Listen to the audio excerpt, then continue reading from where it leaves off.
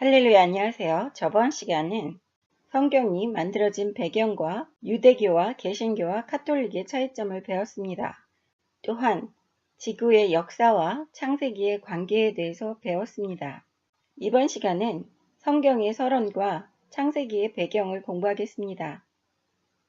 성경 속도 강의를 시작하기에 앞서 몇 가지 당부드리고 시작하겠습니다.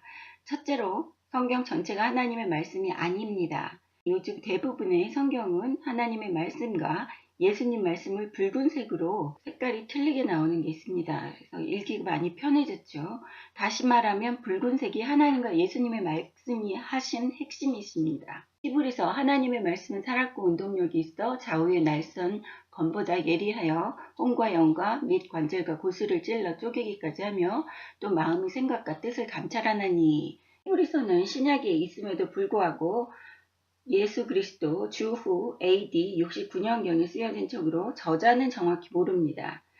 하지만 문체가 아름답고 문장이 논리적이고 가장 훌륭한 히브리어를 사용하고 있는 사람으로서 사도 바울의 문체와는 큰 차이가 있습니다. 즉 사도 바울이 저자가 아니라는 뜻입니다. 로마에 있는 히브리인 신자들에게 향하여 쓰여진 서신으로 유대주의로 돌아가는 것을 경고하기 위함이고 세계 선교를 지향하도록 유대인 신자들에게 도전을 주기 위함이며 영지주의와 골로새 이단들과 대항하기 위함입니다. 그래서 그때도 이단들이 있었습니다. 또 하나님이 시험하시는 그런 허락하신 시험은 우리 곳곳에 이 세상의 역사 속에도 존재한다는 것을 볼 수 있습니다. 여기에서 보시면 히브리서 4장 12절로 돌아가서 하나님의 말씀이라고 했지 성경이라고 하지 않았습니다. 따라서 성경 전체가 흠이 없고 완벽하다고 말하면서 경계심을 풀게 합니다. 그래서 무조건 받아들이게 해서 미혹당하시고 실족하게 하시는데 그렇게 생각하시면 안 됩니다. 하나님의 말씀이 흠이 없고 완벽하다고 생각하셔야지 됩니다. 또 어떤 분들은 성경은 아무 때서부터 읽어도 된다고 또 그런 얘기를 들었습니다. 그것은 아주 위험한 말씀입니다.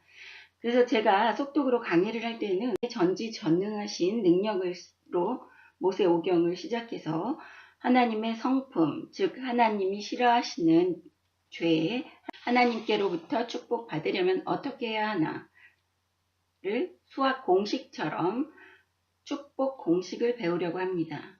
제가 또 어떤 분에게 예수 믿으면 축복받는다고 말하면 누가 그러시더라고요. 그건 기복신앙이라고. 기복신앙이라는 뜻은 복을 기원함을 목적으로 믿는 신앙을 말하는 겁니다. 하나님을 나의 천부 아버지로 모시는데 내가 복 받고 내 가정이 복 받고 내 자녀가 복 받는다고 성경에 쓰여진 말씀이 없으면 안 믿습니다. 요즘 교회들이 기복신앙이라고 치부하는 것은 하나님의 말씀을 신도들에게 올바르게 가르치지 않기 때문에, 즉 하나님께 복받을 수 있는 신앙, 또 천국 갈 수 있는 신앙 공식을 안 가르치고 자신들이 필요한 것만 설교해서 교인들에게 받아내고 또 그렇게 하기 위해서 말씀을 전합니다. 그럼 당연히 교인들이 축복을 못 받겠죠. 또한 교인들은 성경에 지식이 없어서 확인도 안 해보고 그런 것보다 합니다. 전 제 교인들에게 축복을 못 받을 거라고 생각되면 다른 종교 믿으라고 합니다.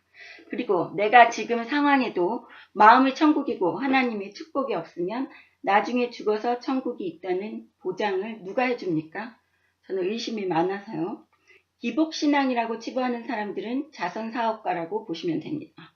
예배 시간 투자하시고 헌금하느라 돈도 투자하시고 너무 존경스럽습니다.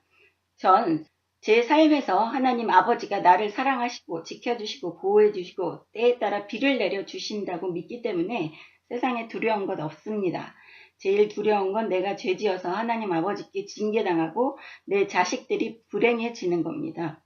성경을 읽으면 아시겠지만 하나님께서 악인의 자식은 3대를 멸하고 의인의 자식은 1000대 만대까지 복을 주신다고 계속해서 약속하십니다. 그 말씀을 믿기 때문에 제가 예수를 믿습니다. 또한 성경은 하나님과 예수님이 주인공이 아니시면 인간의 타락과 추악함이 극에 달해 있는 책이기 때문에 읽기에도 시간이 아까운 쓰레기 같은 책입니다. 그 이단들도 다 성경을 바탕으로 생겨나신 것을 보시면 알 수 있습니다. 그래서 저는 항상 모세오경은 읽고 그 다음에 신약으로 가서 예수님이 태어나셔서 살아서 행적인 사복음서 읽고 다시 구약으로 와서 여호수아부터 읽습니다. 그리고 구약을 끝내고 다시 신약으로 가서 거기에서 신약에 나와 있는 사도행전부터 읽어가면서 모세오경에 그 하나님이 주신 율법, 모세오경과 사복음서, 예수님이 살아 계실 때의 행적과 그것으로 내 믿음의 기준점과 내 믿음의 그 기초 틀을 닦은 다음에 나머지 것을 읽어가면서 하나님의 말씀의 기초에서 비교해보고 그 틀에 넣었을 때 틀에 안 맞는 것은 저는 가차없이 신경도 안 쓰고 잘 읽지도 않습니다. 그래서 이단들도 다 성경을 바탕으로 생겨났습니다. 따라서 성경을 읽을 때는 항상 기도부터 하셔야지 됩니다. 그리고 읽으셔야지 됩니다. 항상 하나님 아버지께서 저에게 가르쳐 주시고 성령님께서 저와 함께 읽어주시고 모르는 뜻은 이해를 시켜달라고 이렇게 기도를 하시고 읽으시면서 흑암의 권세들이 내가 성경을 읽을 때 조금이라도 영향을 못 미치게 해달라고 기도를 하시고 읽으셔야지 됩니다. 성경을 가르칠 때 제일 골치 아프게 생각되시는 세 가지 부류의 학생들이 있습니다. 첫째는 헛다리 짚고 이상한 데서 헤매는 학생들이 있으면 보면 답답합니다. 그런 신자들은 학교 다닐 때도 보면 꼭 저도 주변에서 봤습니다. 그 시험 칠 때 열심히 공부하고 성실하고 아무리 열심히 평소에도 성실하게 공부를 하는데 그 성적은 안 나와요. 성적은 안 나오고 바닥을 다 깔아주고 그런 사람들은 성경의 본질을 벗어나서 공부하는 것의 본질을 벗어나서 그 딴 데서 불을 열심히 파시면서 집중하면서 공부하시는 겁니다. 두 번째는 믿음의 교만이 들어서 성경을 딸딸 외우기만 하시는 분들도 대책이 없습니다. 그 아까 말씀드린 하나님의 말씀은 살았고 운동력이 있어서 좌우의 날쌘 건보다 예리하여 혼과 영과 및 관절과 골수를 찔러 쪼개기까지 하며 또 마음의 생각과 뜻을 감찰하나니 그렇다고 해서 딸딸 읽기만 하면 외우기만 하면 그게 좌우의 날선 어떤 건보다 예리하지 않습니다. 그냥 그 글자입니다. 나랑 아무 상관없는 성경의 핵심을 공부 안 하시고 참고서 위주로 남들이 써놓은 다른 기독교 서적으로 머리를 벌써 가득 채우시고 성경 공부하려고 하시는 분들이요. 그런 분들은 참고서 위주라고 하는 거는 남들이 해석하고 그 사람들의 생각이 주입되어 있는 그런 책을 내 걸로 만들어서 내 머리를 남들의 생각으로 가득 채워놓으면 여러분들이 장애입니다. 그것도 성경을 접할 수 있고 하나님과 나와 가까워질 수 있는 장애입니다. 저는 교과서만 오로지 팠습니다. 성령님과 함께 오로지 성경만 읽고 파고 공부했습니다. 어떤 분은 주인공인 하나님과 예수님 빼고 12지파 후손 열심히 파고드는 분이 또 문의하셨어요. 신약에서 12지파는 어떻게 변했느냐고. 그래서 성경 12지파 공부하지 마세요. 그 시간에 하나님, 예수님 말씀 공부하십시오. 우리는 12지파 피 하나도 안 섞이고 중요하지 않습니다. 남의 나라 사람 족보 공부해서 뭐 하시렵니까?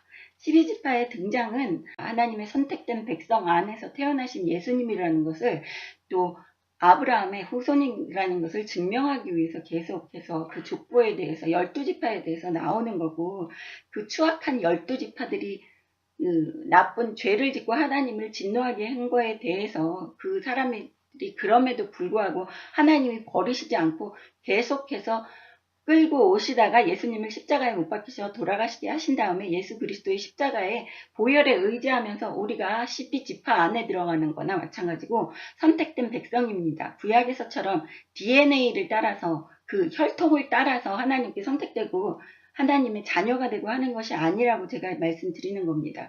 그래서 신약에서 예수 그리스도께서 십자가에 돌아가신 다음부터는 그 12지파가 중요한 게 아니라 또 유대인 이스라엘 백성이 어떻게 사는 게 중요한 게 아닙니다. 내가 이스라엘 백성이고 내가 12지파고 내가 하나님께 선택받은 백성입니다.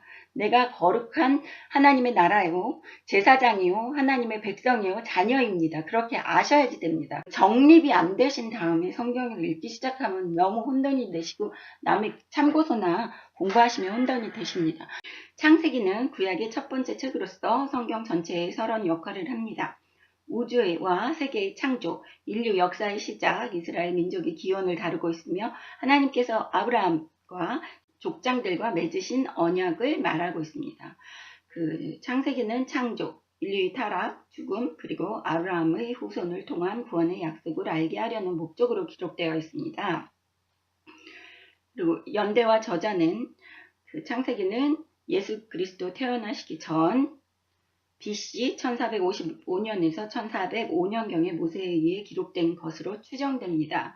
여기에서 보시면 전 세계가 예수님 태어나시고 예수님 태어나신 그 날짜를 통해서 역사에 모든 게 기록되고 믿든 사람이든 안 믿든 사람이든 이 전 세계가 BC 또 AD 이렇게 해서 구분이 된다는 걸 보면 모든 사람들이 믿지는 않지만 예수 그리스도께서 하나님, 이 세상의 중심이라는 것을 인정하면서 하나님의 아들이라는 것을 암암리에 인정하는 것과 마찬가지입니다.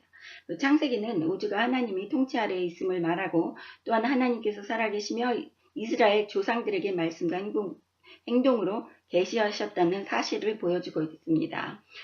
이렇게 얘기하면 이스라엘 백성에 국한된 건데 왜 우리가 배워야 됩니까? 이렇게 얘기하시는 분이 있습니다. 저희 신도들 중에서도 그렇게 얘기하신 분들이 있는데 그 창세기, 이 구약은 하나님의 성품을 배워야 됩니다. 하나님의 성품을 알아야 되고 우리가 누구를 만나서 연애를 하든지 누구와 교제를 할 때도 그 사람이 무엇을 좋아하고 무엇을 싫어하는지 하다못해 사람의 관계에서도 그런 것을 알기 위해서 노력을 하는데 내가 하늘나라의 아버지를 모시고 내가 믿음을 가지고 내 전부를 바치고 내 시간과 나의 모든 것을 바치기를 위하고 작정을 하신 분을 알지도 못하면서 믿는다는 것은 너무 무모한 짓이라고 생각하지 않으십니까?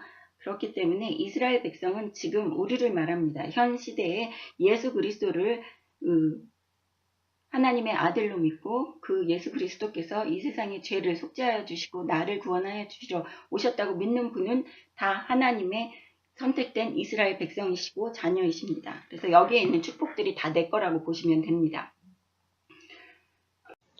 다음 시간에 창세기 1장 공부하겠습니다. 감사합니다. 할렐루야.